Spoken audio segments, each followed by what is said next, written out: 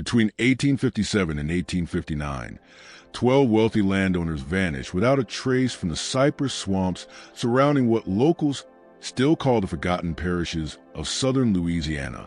Their bodies were never found by authorities, though rumors persisted among the enslaved people of man who dug graves before death had even come to claim its victims. Recently uncovered, water-damaged court records from Terrebonne and Lafourche parishes reveal that investigators questioned a Freedmen's Cemetery worker named Solomon Thibodeaux 17 times before abruptly closing all inquiries in March of 1860.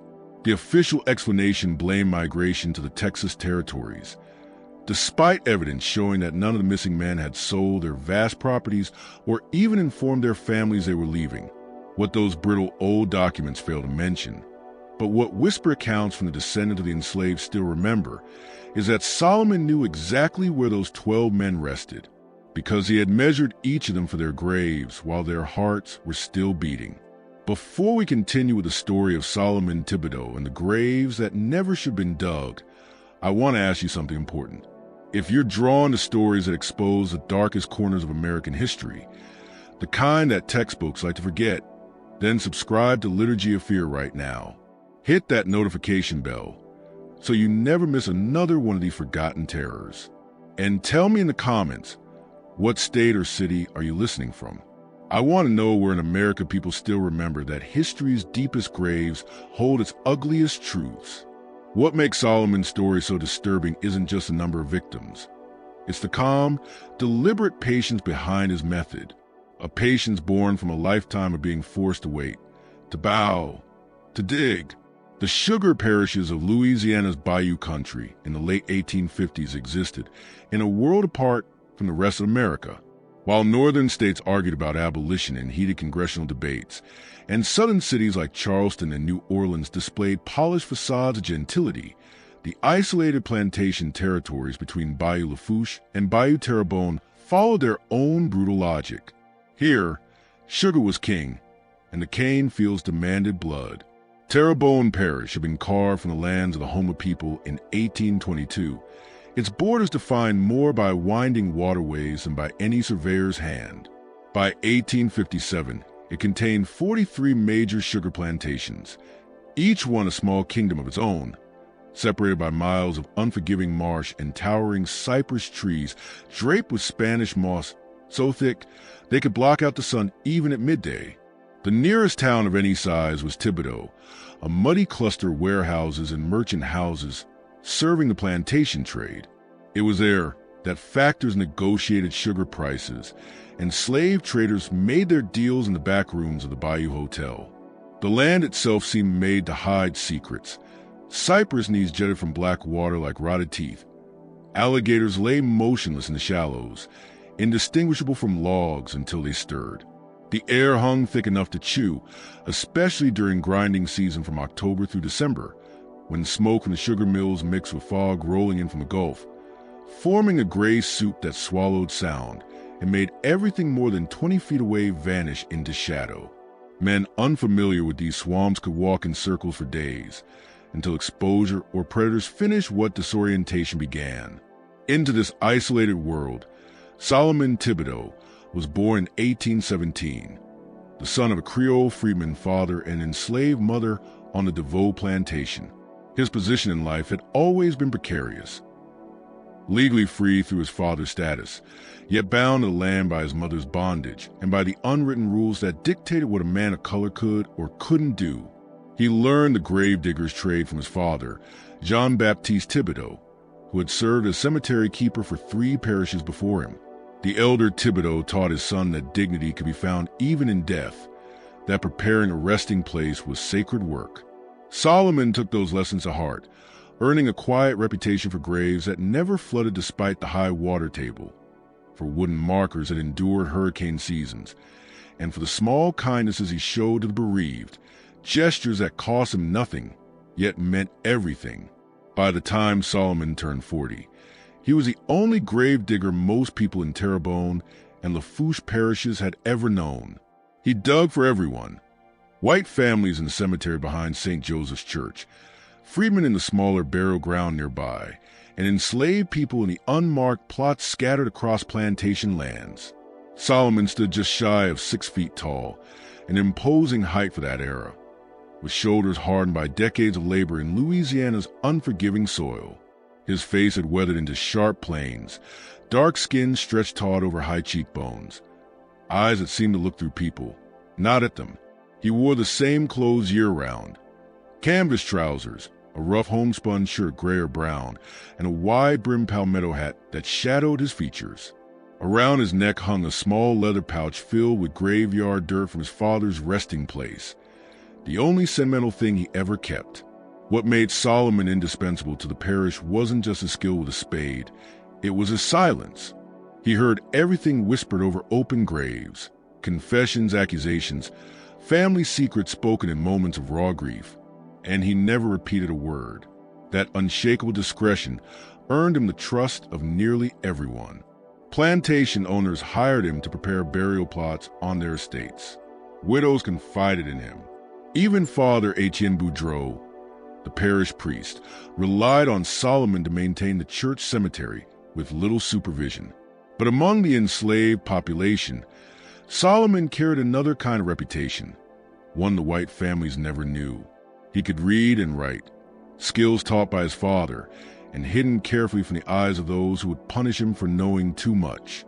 He knew every path through the swamps, every dry patch of land in the marshes, every hidden route that could move someone from plantation to plantation without ever touching a road.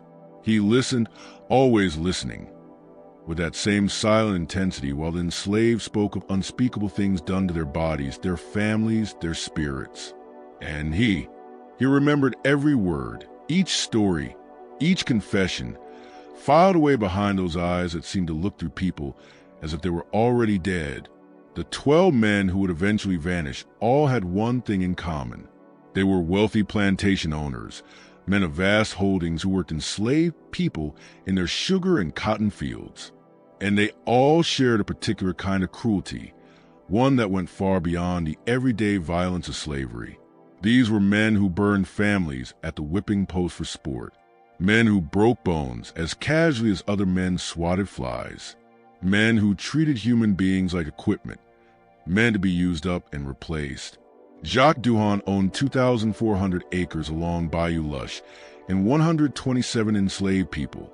He had inherited his land from his father, but built his reputation through his own innovations in punishment, including a method he called the mercy of the sun. It involved staking victims face up in the cane fields during July, eyelids sewn open to ensure they could not escape the light. Only 3 of the 17 souls subjected to that torment survived with their sight intact. Émile Broussard ran a smaller operation, just 800 acres and 43 enslaved people, but compensated for his lesser holdings with even greater brutality. He rented his male slaves to neighboring plantations for breeding purposes, taking a personal interest in the process to ensure his property performed adequately. Women who resisted, or whose children were born too light-skinned for Broussard's comfort, simply vanished into the swamps. Their disappearances were blamed on escape attempts, though everyone knew better. Augustin Landry fancied himself a gentleman planter. He dressed in European fashions, hosted elegant dinners at his estate, Oak Haven, serving imported French wine and discussing philosophy with visiting traders. But his enslaved people knew him differently. In his office, he kept an iron collar fitted with inward-pointing spikes that prevented the wearer from lying down or even turning their head. He forced people to wear it for weeks, for offenses as trivial as holding eye contact too long. The others followed similar patterns, men who had grown rich on sugar, cotton, and suffering, men who used Louisiana's isolation as permission for horrors that would have drawn outrage even in other parts of the Deep South. They were the worst examples of a system already built on atrocity, men who managed to be monstrous in a world that had normalized monstrosity. Solomon had dug graves for their victims, quiet, unmarked graves, buried in darkness without ceremony or record.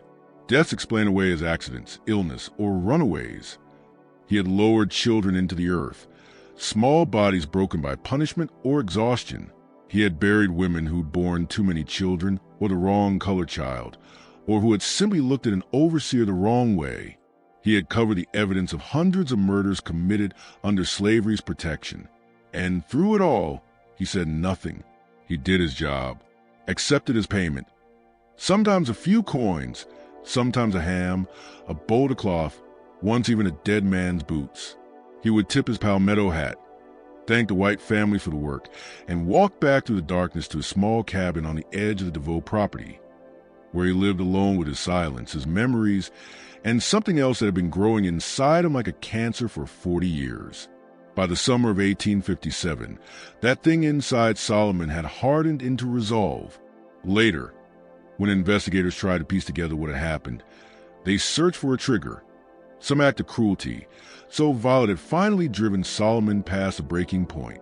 They never found one because there wasn't one. There were only years upon years of it. The mountain of the dead, the faces of forgotten, the sound of dirt striking coffins he would never forget. What happened next baffled authorities precisely because it seemed impossible. How could one aging freedman, with no accomplices, no weapons, and leaving no trace, erase 12 men who ruled their parishes like kings?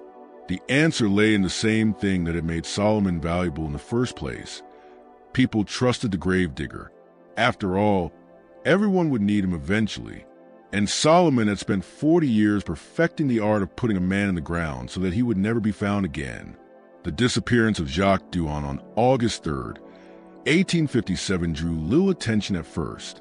Plantation owners were often away on business, visiting other properties, traveling to New Orleans, or escaping north during the worst of the summer heat. But what made his absence suspicious was a complete lack of preparation. No instructions for his overseer. No message to his factor in Thibodeaux. No note to his wife, Celeste, who discovered her husband's absence only when she woke to an empty bed at dawn. Celeste summoned the overseer, Bernard Hebert, who organized a search of the plantation grounds. They found Jacques' horse still in its stall. His riding clothes hung neatly in the dressing room. His wallet, containing $200 in banknotes, sat untouched on his desk. There was no sign of struggle, no broken locks, no disturbance anywhere in the house or yard. Jacques Duhon had simply ceased to exist sometime between retiring to bed at 11 and sunrise. The parish sheriff, Luther Pruitt, a thick-necked former slave catcher, conducted only the briefest investigation. He questioned the house servants, examined the property, and concluded that Duhon had likely left on personal business, perhaps a gambling debt or a woman in New Orleans. Such matters were rarely spoken of openly, but were well understood among men of the world. The sheriff's investigation lasted less than 3 days before he declared the case closed, pending Duhon's return. What Sheriff Pruitt never knew was that Jacques Duhon had kept an appointment the evening before his disappearance, an appointment arranged through a note delivered by Solomon Thibodeaux 3 days earlier. The note, written in neat, careful script on cheap paper, requested Duhon's presence at the old cemetery near Bayou to discuss a matter of urgent importance concerning property boundaries and burial rights. It was signed by Theodore Arsenault, an elderly freedman who owned a small tract of land adjoining the cemetery and who had long been in dispute with Duhon over the boundary line. Jacques had shown the note to no one. After dinner, he saddled up and told his wife only that he needed to inspect something on the property. He took a lantern, but no weapon. After all, he saw no reason.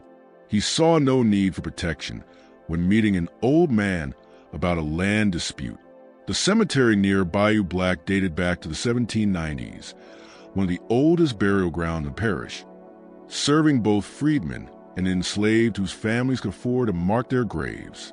Spanish moss hung so thick from the surrounding cypress trees that even moonlight struggled to reach the ground. The graves were scattered without order, some marked by wooden crosses, others by plain stones, many already sunken and reclaimed by the earth. The living rarely came there after dark. Solomon had been waiting among the graves when Duhon arrived, a darker shadow among shadows. He stepped forward into the lantern light slowly, unthreatening, his palmetto hat held respectfully in his hands. "Mr. Duhan, sir, thank you for coming. Mr. Arsenault, he's running a little late, but he asked me to show you the boundary line in question while we wait." Duhan frowned, irritated but not alarmed. He had known Solomon for decades and trusted him the way one trusts any dependable servant. "Be quick about it," he'd said curtly. "I don't have all night." Solomon led him deeper into the cemetery, weaving between graves with the confidence of a man who knew every inch of the ground. He stopped near the far edge where the burial ground met the swamp and pointed to a faint line of stones half buried in the undergrowth. "The dispute's here, sir.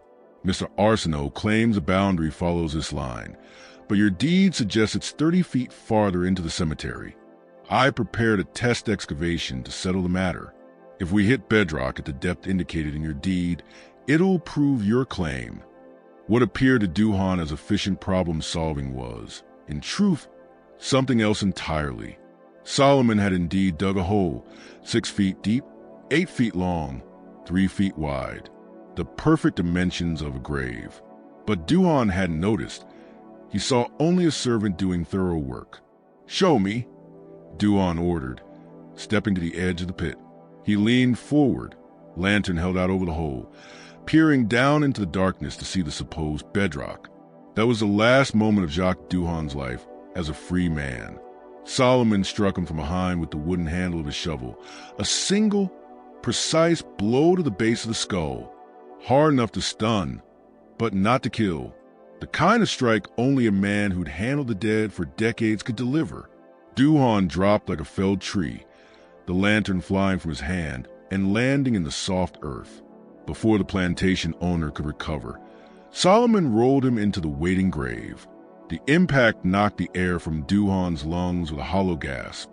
He lay stunned at the bottom, his vision swimming, limbs unresponsive. Above him, Solomon's face appeared, framed by stars and a hanging moss, utterly expressionless. "Do you know how many graves I've dug on your land, Mr. Duhan?" Solomon's voice was calm, almost conversational. "I've lost count, but I remember every face, every child, every woman, every man you worked to death in your fields. I remember the one you staked under the sun, his eyes sewn open. He was 17 years old. His name was Philippe. You never asked his name." Duhan tried to speak, to scream, but only short, panicked gasps escaped his throat. He managed to roll onto his hands and knees, trying to stand, but the dirt walls crumbled beneath his fingers. Solomon lifted his spade and began filling the grave. Not hurriedly. There was no need. No one came to the cemetery at night. Each shovel of earth landed with a soft thud around Duhan, methodical, steady, patient. The planter found his voice then. He shouted threats, promises, bargains, offering Solomon money, freedom, anything. His voice climbed higher and higher until it broke into raw, animal terror. The gravedigger worked on in silence. Only the rhythmic scrape of the shovel and the soft fall of dirt marked his presence. Duhan tried to climb out, pressing his back against the wall, but the freshly dug soil collapsed under him, sending him tumbling back to the bottom.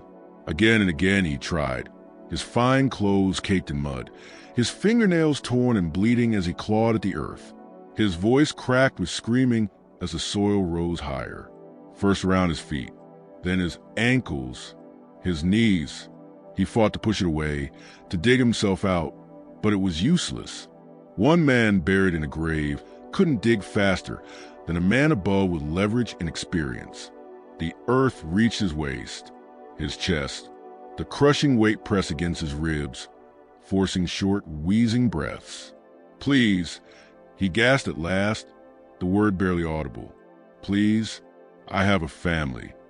Solomon paused for only a moment. "So did Philippe," he said quietly. "So did all of them." Then he went on filling the grave. The dirt climbed higher, past Duhan's shoulders, then his neck. He tilted his head back, mouth gaping for air, and in those final moments, as the soil closed over his face, he looked up at the stars one last time and understood. For the first time in his life, Jacques Duhan knew what it felt like to be powerless, to feel death closing in at another man's hands, to know no one would mark his passing with anything but relief. The dirt covered his face. His screaming stopped. Solomon kept working until the hole was full. He tamped the soil flat with the back of his shovel, then scattered leaves and cypress needles until the grave blended perfectly into the landscape. The entire process took perhaps 40 minutes. He picked up Duhan's fallen lantern, walked to the edge of the bayou, and hurled it far into the black water, where it sank without a ripple. Then Solomon made his way home through the dark swamp, reaching his cabin before midnight. He washed the dirt from his hands and arms, changed his clothes, and slept soundly for the first time in 40 years. The next morning, Solomon appeared at the Duhan plantation as usual. He tipped his hat respectfully to the overseer and asked, in his calm, steady voice, whether there were any graves needing to be dug. No one thought to. You'll see. The trick is to make them believe their small gestures matter, keeps them docile, teaches them to think they have a place in the world, even if it's beneath your boot. Solomon had stood perfectly still, the words settling over him like cold rain. In that moment, the hesitation left him. Whatever innocence he might have imagined in the boy vanished with that single exchange. The son had already learned the cruelty of the father. When Landry bent to inspect a crack in the mausoleum's marble base, Solomon moved. The blow landed squarely, swift and decisive. Augustine Landry fell without a sound, his head striking the stone with a dull, final thud. Fipe froze for half a heartbeat, confusion spreading across his young face before it curdled into fear. He had opened his mouth to scream, but Solomon had already crossed the space between them. Don't, he'd whispered, not a threat, but a plea. Don't make a sound, boy. Fipe had trembled, wide-eyed, his small chest heaving. Solomon hadn't wanted to harm him. He could see in the boy's expression the beginning of understanding, that terrible realization that fathers could fall, that power wasn't permanent, that monsters didn't always win. Solomon had pointed toward the cemetery gate. Run home, he'd said quietly, and tell no one you were here. The boy had turned and fled through the graves, tripping over roots and stones, sobbing as he went. Solomon had watched until the sound of his footsteps disappeared into the night. Then he'd turned back to his work. He buried Augustine Landry where he fell, beneath the marble floor of his own family mausoleum, sealing the man inside what was meant to be his eternal monument. When the sun rose, the tomb looked untouched, the marble polished, the door chained as before. No one would think to look beneath. The disappearance of Augustine Landry had caused an uproar. Search parties had been sent into the swamps and along the riverbanks. Rewards were posted. His son, Fipe, had told the authorities only that his father had gone to meet the gravedigger about repair and never returned. The boy's description of the night was confused, fragments of terror and darkness that no one took seriously. The sheriff questioned Solomon once, briefly. The old man had answered each question calmly, politely, with the weary patience of a man accustomed to suspicion. I did speak to Mr. Landry, yes, sir, he'd said, but he left before sunset. Said he had business elsewhere. That was enough. The sheriff moved on, and Solomon continued to dig graves, quiet as ever. But inside him, something had changed. The killings no longer brought peace. With each man he buried, the weight inside him grew heavier. He began to dream of the ones he'd laid to rest. Not as victims, but the enslaved souls he'd once buried with trembling hands and a heart full of helpless sorrow. In his dreams, they stood around him in silence, their faces neither accusing nor forgiving, just watching. By the time Solomon reached the 8th name on his list, he had stopped sleeping altogether. The swamp stillness pressed on him like a living thing, whispering to the cypress leaves, reminding him that vengeance was never clean. Yet still, he continued, because to stop was to face the emptiness that waited for him if he did not finish what he had begun. Why would anyone question the gravedigger's activities from the night before? Why would they, when Solomon was as much a part of the landscape as the bayou itself? permanent and unremarkable as the Spanish moss. When Celeste Duhan discovered her husband missing and the search began, Solomon joined in. He walked the property with the others, peered into every place a man might hide, and said nothing about the grave in the old cemetery. No one had reason to examine that plot. Everyone already knew what the ancient burial ground contained. Bones had lain there for decades. Nothing new, nothing suspicious, nothing worth investigating. Jacques Duhan's disappearance might have remained an isolated mystery, a wealthy man's unexplained absence, eventually swallowed by the chaos of a nation sliding toward civil war. But Solomon Thibodeaux had only just begun. 11 more men would receive his carefully worded notes, would honor appointments made in the dark, and would find themselves at the bottom of graves they hadn't known were waiting. With each disappearance, Solomon honed his method, learning from small mistakes, adjusting his approach, becoming more efficient. The second man vanished 3 weeks after the first. The third followed a month later. By the time the authorities recognized the pattern, it was far too late to stop what had been set in motion. Émile Broussard disappeared on August 27, 1857, and this time the alarm sounded louder. Broussard had vanished in the middle of a business dinner. 2 cotton factors from New Orleans were staying at his plantation when he excused himself after the meal to inspect something in a barn and never returned. His horse was found still saddled near the slave quarters the next morning, but Broussard himself had evaporated as if the swamp had swallowed him whole. Sheriff Pruitt conducted a more thorough inquiry than before. He questioned everyone on the Broussard place, searched out buildings, dragged sections of the nearby Bayou. He found nothing, no body, no sign of struggle, no trace of foul play. The official report concluded Broussard had likely suffered an accident in the swamp, fallen into deep water, or been claimed by an alligator, though the lack of physical evidence made that explanation hollow.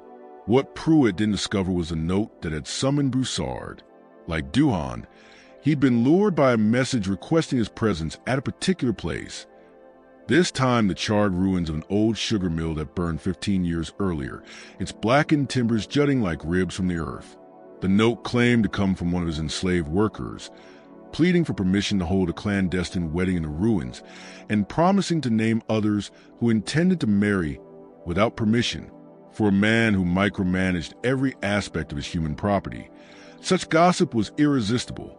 Solomon waited for him among the scorched floorboards and crumbling bricks, a fresh grave dug beneath a collapsed section of flooring where the burned planks hid the excavation. The method was the same: a strike from behind, a long fall into darkness, then the slow, patient work of burial while the victim's screams echoed into the night. But Broussard fought differently. He was younger, stronger, meaner. He clawed like a cornered animal, twice climbing halfway up the grave before Solomon shoved him back with the spade. His cries lasted longer. His curses were vicious and inventive. When the dirt finally covered his face, the last sound was not a plea but promise. Solomon would burn in hell, he swore. He'd be pursued, skinned alive, vengeance in every fantasy.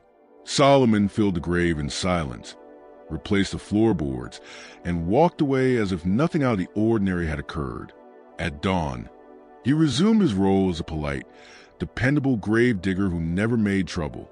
The third disappearance was Augustine Landry, the gentleman planter with the iron collar in his office. Solomon lured him to the parish cemetery itself, claiming there was structural damage to the family mausoleum that needed immediate attention. Landry arrived at dusk with his son, Phipe, a 15-year-old being groomed to inherit the plantation and its cruelties. The presence of a witness, a boy, complicated everything. Solomon had prepared for Landry alone, not for a child who might see more than a man should. The boy watched with a bored, indifferent gaze wealthy white children, reserved for people of color, present yet invisible like furniture. Solomon faced a cruel choice: abort the plan and wait for another moment, or adapt and risk the child seeing. He hesitated. Killing a boy felt like crossing a line he had not intended to cross, even in righteous vengeance. Then Phipe spoke. He picked up a wilted blossom from a nearby grave and asked his father, "Papa, do you think the colored ones put flowers on graves because they think it makes a difference? As if flowers could make them more than animals." Augustine laughed, warm and paternal, explaining with the casual arrogance of privilege that such gestures were instinct, a mimicry that kept the enslaved docile, teaching them to believe they had a place. Something in Solomon went very cold at those words. This was not innocence corrupted. It was corruption taught as virtue. Hatred passed from father to son like an heirloom. Phipe, at 15, was already becoming everything his father was. He would only grow worse in a world where cruelty was normal. Solomon made his decision. He struck Augustine from behind and let the man's unconscious body fall into a prepared grave beneath the mausoleum's floor. The boy froze, too stunned to process what he'd witnessed.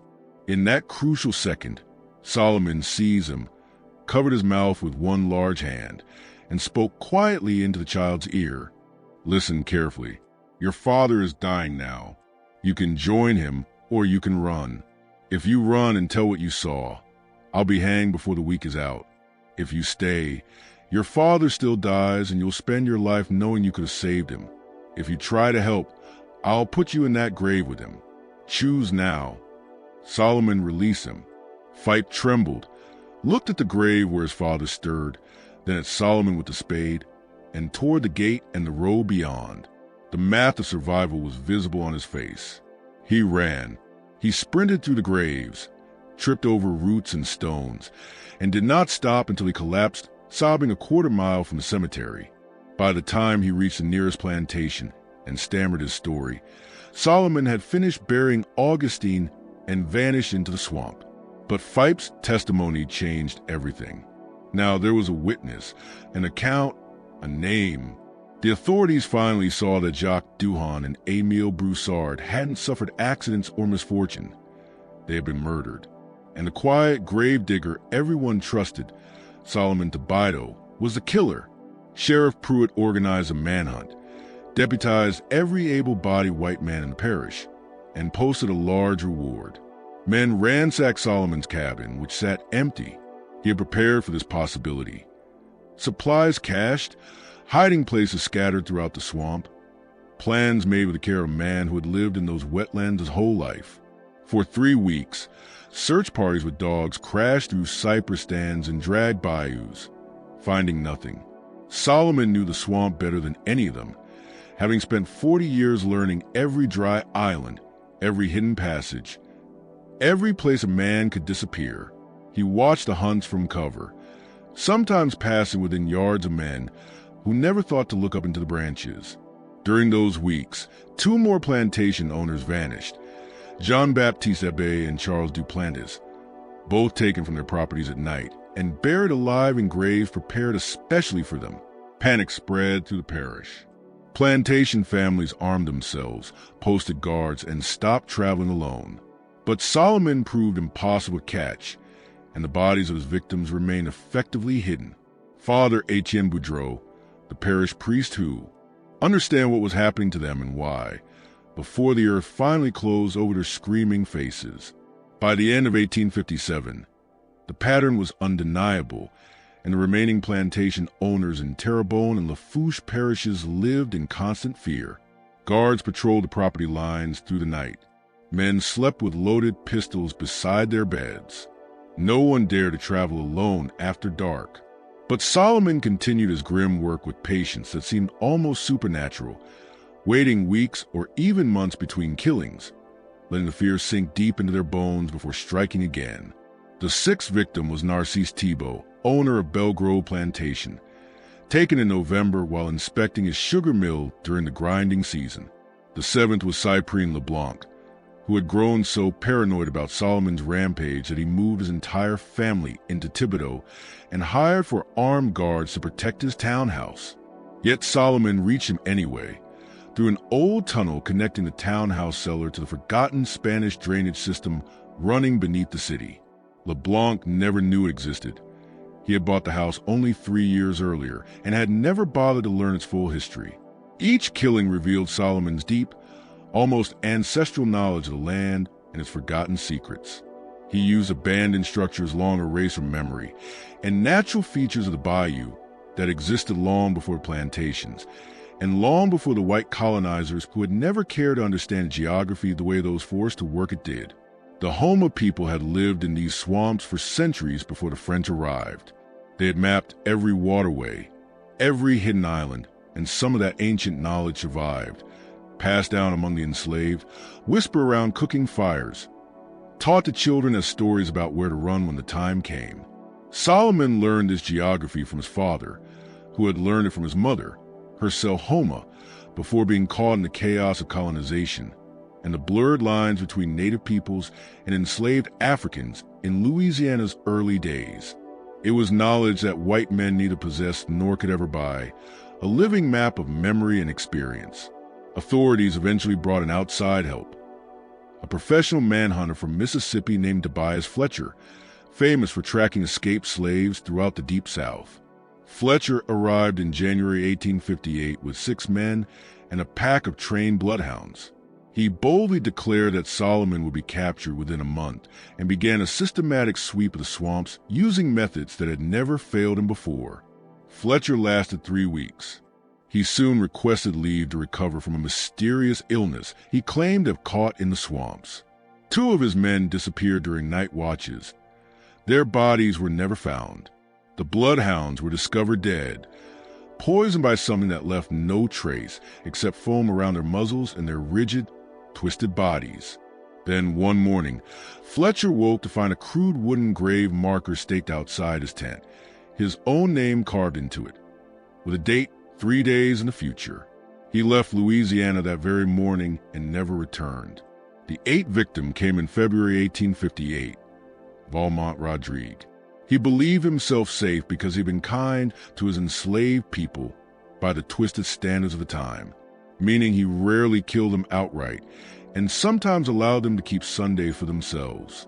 Solomon buried him anyway because kindness measured against cruelty is still cruelty, because owning human beings could never be gentle, no matter how one tried to polish the chains. As months passed and the body count grew, something unexpected began spreading among the enslaved communities of southern Louisiana. New songs. Songs not found in any written collection. Songs whose lyrics shifted depending on who listened. To white ears, they were simple spirituals about biblical deliverance, about Moses and Pharaoh, about crossing Jordan into the promised land. But to those who understood the code, the songs told another story, of a man with a spade settling old accounts, of graves already dug, of the earth that claims everyone, no matter their earthly power. One song in particular spread faster than the rest. Solomon dug low, Solomon dug deep. Solomon knows where the wicked men sleep. 12 holes in the ground, 12 debts to pay. Solomon working in the cool of the day. The authorities tried to suppress the songs, forbidding gatherings and punishing those caught teaching the lyrics. But the songs persisted. They evolved. They spread like water through cracks in stone, unstoppable. They became a form of quiet rebellion, a way to celebrate something that could not be spoken aloud, to express joy at justice being served, even if that justice lived outside the law, and that terrified the plantation owners more than the killings themselves, because it meant Solomon wasn't truly alone. Even if he acted alone, he had become a symbol, an embodiment of vengeance, the living dream of retribution that the enslaved had always carried but never dared to believe possible. If he succeeded, if he truly killed all 12 men on his list and escaped justice, what would that mean for a system built on belief that slavery was unbreakable, that their masters were untouchable? By summer 1858, several plantation owners had fled their properties entirely, selling at enormous losses and escaping to New Orleans, or leaving Louisiana altogether. The sugar economy of Terrebonne and Lafourche parishes began to collapse. Production fell by nearly 40%, as plantations struggled to operate while their owners are behind locked doors. The enslaved still worked the fields, still cut the cane and boiled the sugar, but their heads were lifted now, their backs straighter, their voices stronger, singing those new songs that made the overseers tremble. The 9th victim was Hilaire Chauvin, taken in August from within a heavily guarded, fortified plantation house. Solomon reached him through the system that supplied the house's water, waiting for 3 nights beneath the structure in silence until Chauvin made the mistake of checking the pipes himself after a guard reported a strange smell. The grave was waiting for him in the crawl space below. He watched them learn what was happening to their masters and why, before the earth finally closed over their screaming faces. By the end of 1857, the pattern was undeniable. The remaining plantation owners in Terrebonne and Lafourche parishes lived in a constant state of dread. Guards patrolled the property lines at night. Men slept with loaded pistols beside their beds. No one traveled alone after dark. Yet Solomon continued his grim work with a patience that felt almost supernatural, waiting weeks or even months between strikes so the fear could settle deep into bones before he came again. The 6th victim was Narcisse Thibodeaux, owner of Belgrove Plantation, taken in November while inspecting his sugar mill during grinding season. The 7th was Cyprien LeBlanc. So paranoid, he had moved his entire family into Thibodeaux and hired for armed guards to secure his townhouse. Solomon reached him anyway, through an old tunnel that linked the townhouse cellar to the forgotten Spanish drainage system beneath the town, a passage LeBlanc had never known existed because he bought the house only 3 years earlier and never bothered to learn its history. Each killing revealed Solomon's intimate, almost ancestral knowledge of the land and its buried secrets. He used abandoned structures no one remembered and natural features of the Bayou that predated the plantations and the selective amnesia of white colonizers. The Houma people had lived in these swamps for centuries before the French arrived. They had mapped every waterway and dry island. Fragments of that knowledge survived, passed down among the enslaved, whispered around cooking fires, taught to children as stories about where to run at the time ever came. Solomon learned this living map from his father and his mother, who had been Houma before she was swept up in the chaos of colonization and bondage. It was geography white men did not possess and could not buy. The authorities eventually called an outside help, Tobias Fletcher, a professional manhunter from Mississippi famed for tracking escaped slaves across the Deep South. Fletcher arrived in January 1858 with 6 men and a pack of bloodhounds, boldly promising Solomon would be caught within a month. He lasted 3 weeks. Fletcher requested leave, citing a mysterious illness contracted in the swamps. 2 of his men vanished during night watches. Their bodies were never recovered. The bloodhounds were found dead, poisoned by something that left no trace beyond foam at their muzzles and the rigid contortions of their bodies.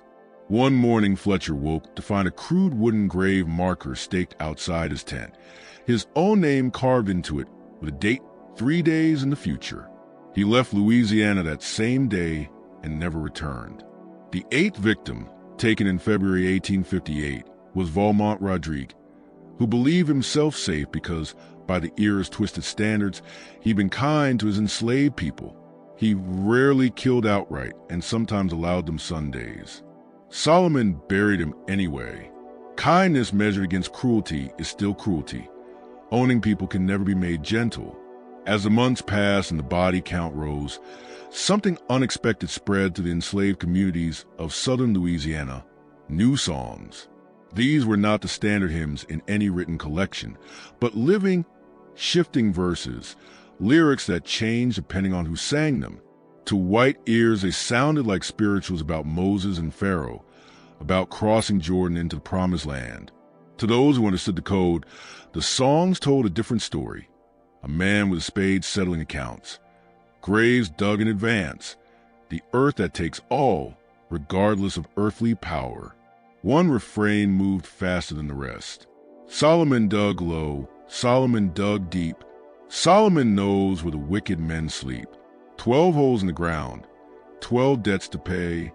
Solomon working in the cool of the day. Authorities tried to suppress the songs, banning gatherings, punishing those who taught the lyrics. But the melodies persisted, evolved, and spread like water through cracks. They became an act of resistance, a way to celebrate justice that could not be spoken aloud, to express a quiet, dangerous joy at vengeance enacted outside the law. That terrified plantation owners more than the murders themselves because it proved Solomon had become more than a killer. He had become a symbol, the living embodiment of the retribution the enslaved had long dreamed of but never dared to hope for. If Solomon completed his list and escaped, what would that mean for a system premised on the permanence of bondage and the invulnerability of masters? By summer 1858, several planters sold out at steep losses and fled to New Orleans or farther. Sugar production in Terrebonne and Lafourche plummeted nearly 40% as plantations struggled to operate while owners cower behind locked doors. The enslaved continued to cut cane and boil sugar, but they did so with their heads higher and backs a little straighter, singing the songs that made overseers nervous. The ninth victim was Hilaire Chauvin, taken in August from inside a supposedly fortified plantation house ringed by armed guards. Solomon reached him through the water system, waiting in the crawl space under the house for 3 nights until Chauvin went below to investigate a strange smell reported by a guard. The grave had been prepared in the crawl space. Chauvin's screams were muffled by 10 inches of floorboards and by the loud voices of men drinking in the parlor above, who thought the noises were rats fighting over scraps. The 10th was Octave Blanchard, who had hired a voodoo practitioner from New Orleans to lay protective spells around his property.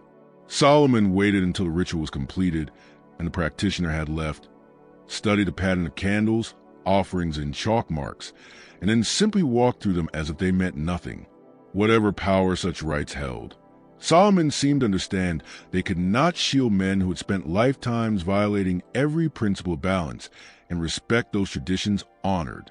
If the spirits watched, they made no move to save Octave Blanchard from his appointment with Solomon Spade. By then, the parish had replaced Sheriff Pruitt. The new sheriff, Marcus Sutherland, tried a different tack. Rather than hunt Solomon through the swamps, he posted notices offering complete amnesty to anyone who had aided the Gravedigger, safety, money, transport out of Louisiana, whatever it took to break the silence. The response was absolute silence. People knew things. Dozens had seen Solomon at odd hours, shared bread with him, hidden him when searches drew near. But the same culture of secrecy that protected the enslaved from their owners' reprisals had been turned against the owners. No reward outweighed the social death that followed betraying a man like Solomon. Sutherland then arrested 15 people on suspicion of aiding Solomon. Elderly freedmen, young men last seen near disappearance sites, even 2 women who sold provisions that might feed someone living rough in the swamps. He held them in the parish jail, questioned them, and made clear they'd be charged as accessories unless someone talked.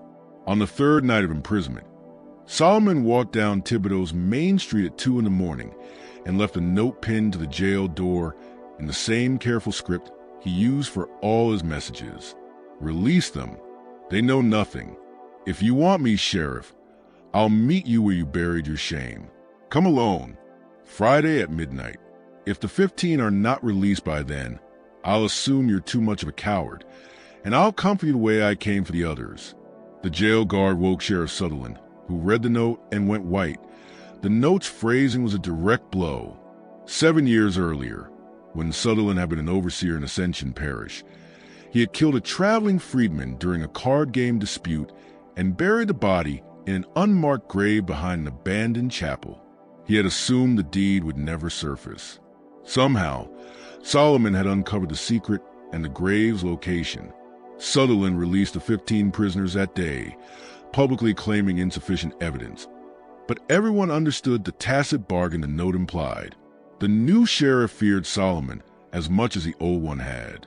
With each failed attempt to capture him, the myth of Solomon's invincibility swelled until he seemed less like a fugitive and more like a force of nature, inevitable as a hurricane. The 11th victim, taken in November 1858, was Pierre Gustin, seized from his plantation house despite 12 armed guards posted across the property. The guards heard nothing, saw nothing. Pierre's valet found an empty bed and an open window at dawn. They discovered the master's nightshirt snagged on a branch at the garden's edge as if he'd been dragged toward the swamp, but no tracks, no blood, no sign of struggle. What they did not find was a shallow grave beneath the wine cellar, where Gustin lay buried beneath his own foundation stones, taken literally from beneath the feet of men hired to protect him. Solomon used the same cistern and crawl space technique, he'd used with Chauvin, waiting in the dark until Guston inspected the cellar and taking him while the guards played cards upstairs. That killing broke something in the remaining owners' minds. If Solomon could reach a man inside his home, beneath armed guards actively searching for threats, then nowhere was safe. The few planners who remained accepted what they could no longer deny. Solomon would come for them all, and nothing they did could stop him. By December 1858, only one name remained on Solomon's list: Francois Laviolette, owner of Bourgeois Plantation, the largest holding in Terrebonne. Laviolette differed from the others in a critical way. He had spent a year studying Solomon's pattern, analyzing every killing, every method, every cadence, and concluded that the gravedigger's greatest strength was also his weakness.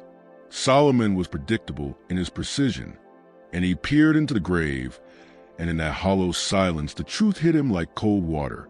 At the bottom, half buried beneath pale mud and rain-darkened roots, lay the fragment of a woman's life, a bone-smeared scrap of linen, a curl of hair matted with earth, and the edge of the skull where the rain had washed away the soil years before. For a moment Laviolette simply stared, the world narrowing till there was nothing but that small, ruined face. "No," he breathed. The word left him like a plea. "No, that's not her. I told everyone she ran away." Solomon watched him without haste. "You told what suited you then," he said softly. "You told the lie you needed to keep your place. She was found shallow. You buried her shallow, and you told the world a story that kept your hands clean." Laviolette's hand went to his jacket, fingered the pistol's grip, then faltered as memory and guilt knotted in his throat. He raised a shaking arm and fired once, the single shot cracking to the hush of the cemetery. The bullet bit the air where Solomon had stood. It did not find him. For all his bravado, Laviolette had never learned the land as those he owned were forced to learn it. He did not know where shadows lay thin and where ground swallowed sound. Before the planter could fire again, Solomon moved, not with the furious speed of a cornered man, but with the terrible calm of someone who had already decided the world should be different. A single, practiced strike to the back of the head, precise, efficient, sent Laviolette forward.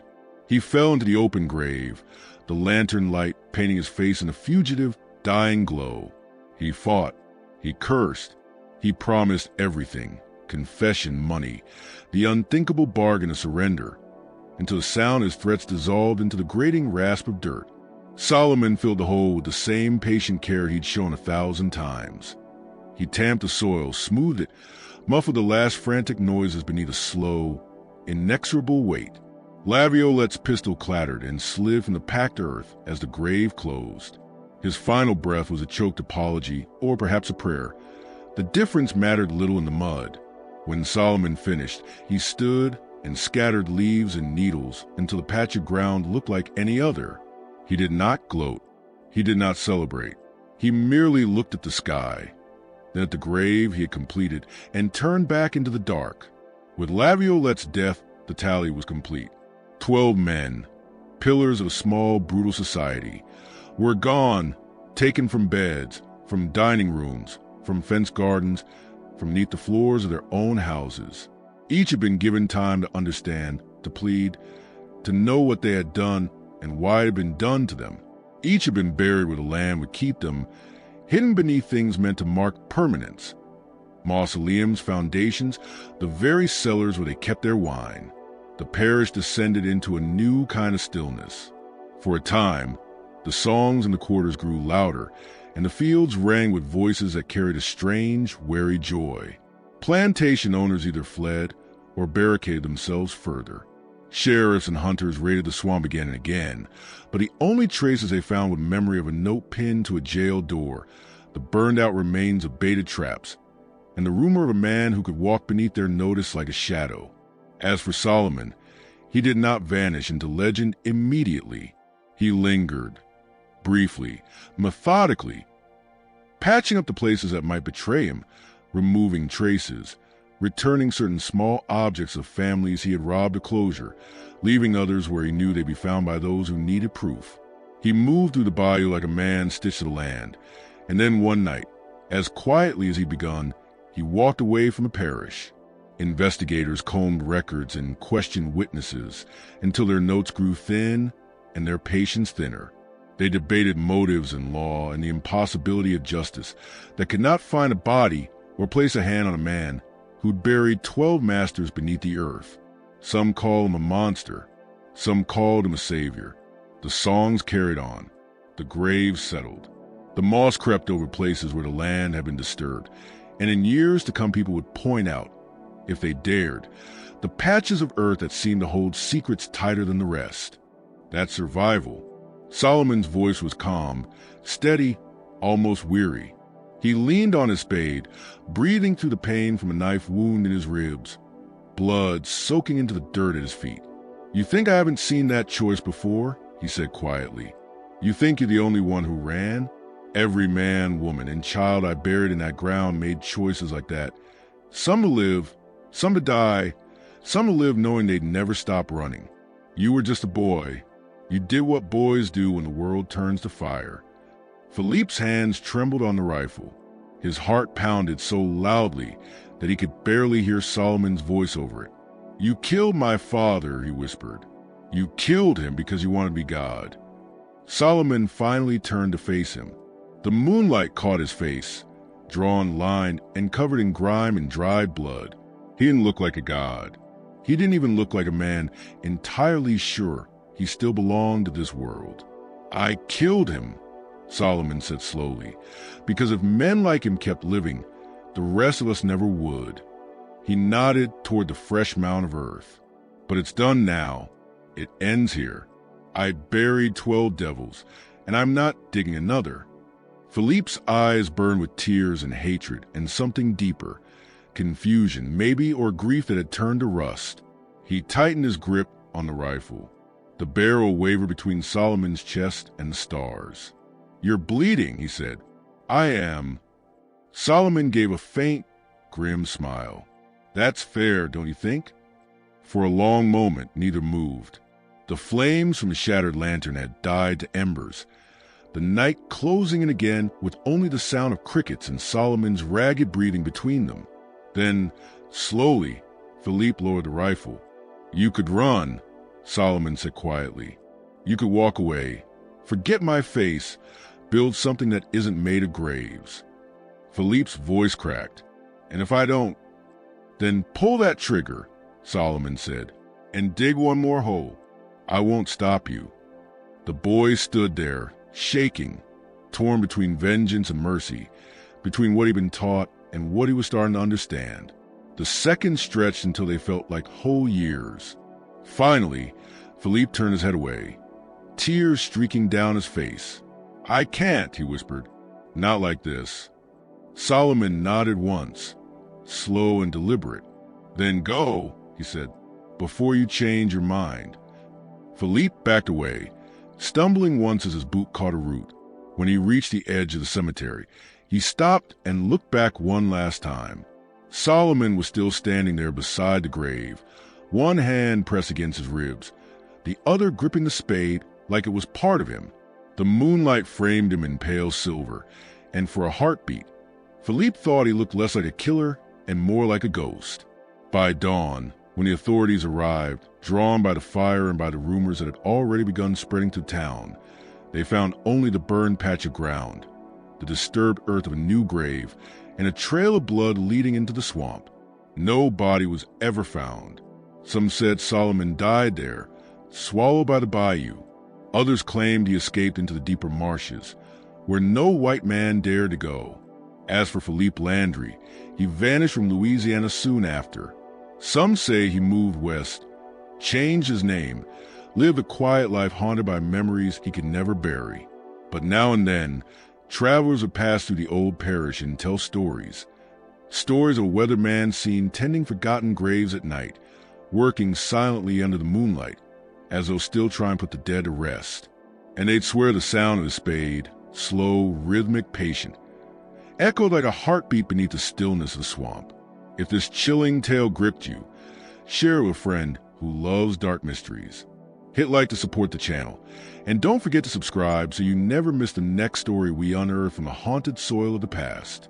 maintained until his death in 1892 that Solomon Thibodeaux had been an instrument of divine reckoning.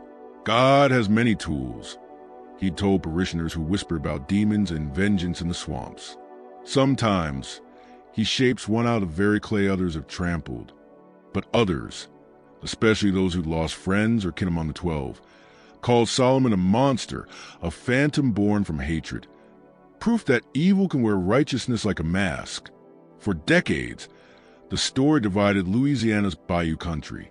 In every generation, the tale was retold, sometimes as a warning, sometimes as a hymn.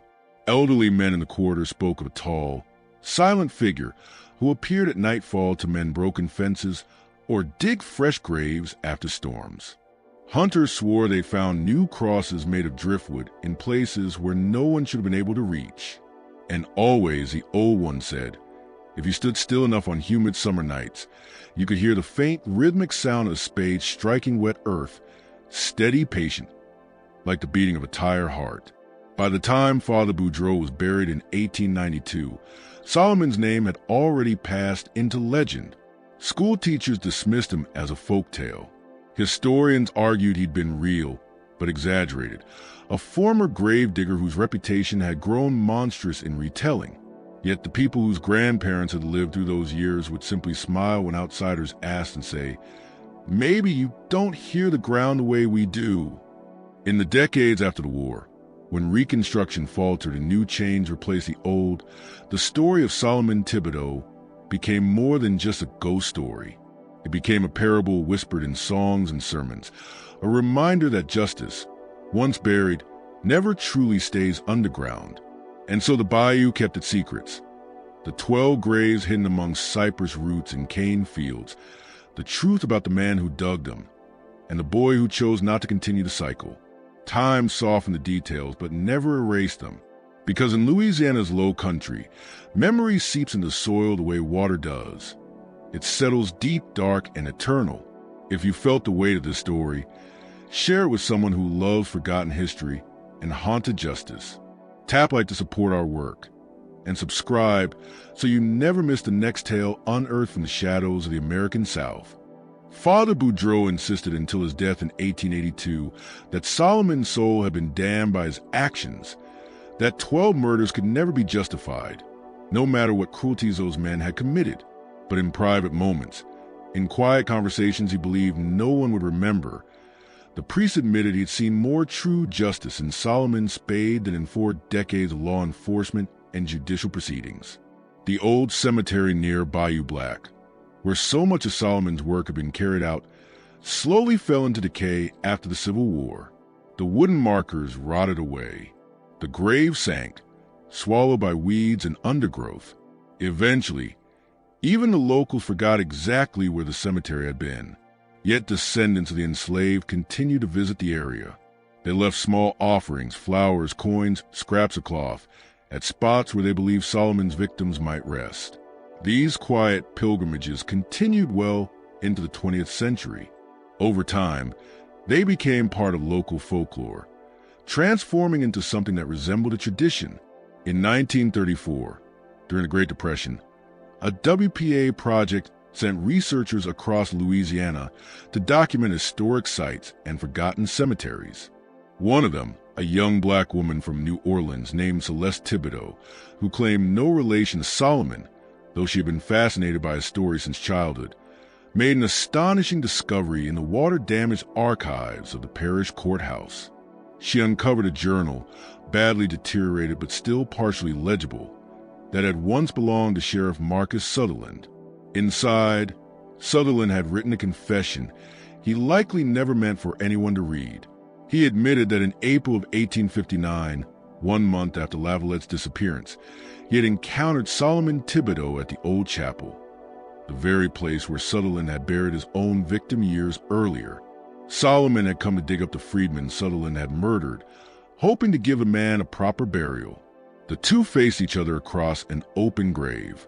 In that moment, Sutherland realized he could kill Solomon and end the manhunt as a hero, or he could let him go and live forever with the weight of his own crimes. He chose to let him go. He stood in silence, watching as Solomon finished his work, carefully reburying the freedman with dignity before disappearing into the swamp. Sutherland never told anyone. He continued the manhunt for months afterward, purely for show. In his journal, he wrote that perhaps the only justice in this world is the justice we create for ourselves, and that maybe Solomon Thibodeaux understood that better than any sheriff or judge ever could. The discovery of that journal caused a minor sensation among historians and academics, but the public, caught up in the hardships of depression, largely ignored it. Still, it offered something like closure to the story. It suggested that Solomon had survived his wounds, completed his grim work, and then simply walked away from the killings, the manhunt, and the fear he had inspired, into whatever life awaited him next. The 12 graves were never found. Searches conducted in the 1950s and again in the 1990s used ground-penetrating radar and modern forensic techniques. They revealed dozens of unmarked graves scattered across the parishes, but none could be definitively identified as the missing plantation owners. The swamps had kept their secrets. The earth had claimed its own, and the dead had remained dead. This mystery reminds us that history's deepest wounds often emerge in the collision of legal power and moral bankruptcy, from systems that allow atrocities while punishing resistance. It's about the terrible choices people face when justice becomes impossible through any legitimate means. So, what do you think of this story? Do you believe everything was truly revealed? Were Solomon's actions justified by the circumstances, or did he become the very monster he fought against? Leave your thoughts in the comments below if you enjoyed this tale and want more horror stories like it. Don't forget to subscribe, hit the notification bell, and share this video with someone who loves mysteries that force us to confront the darkest chapters of American history. See you in the next video.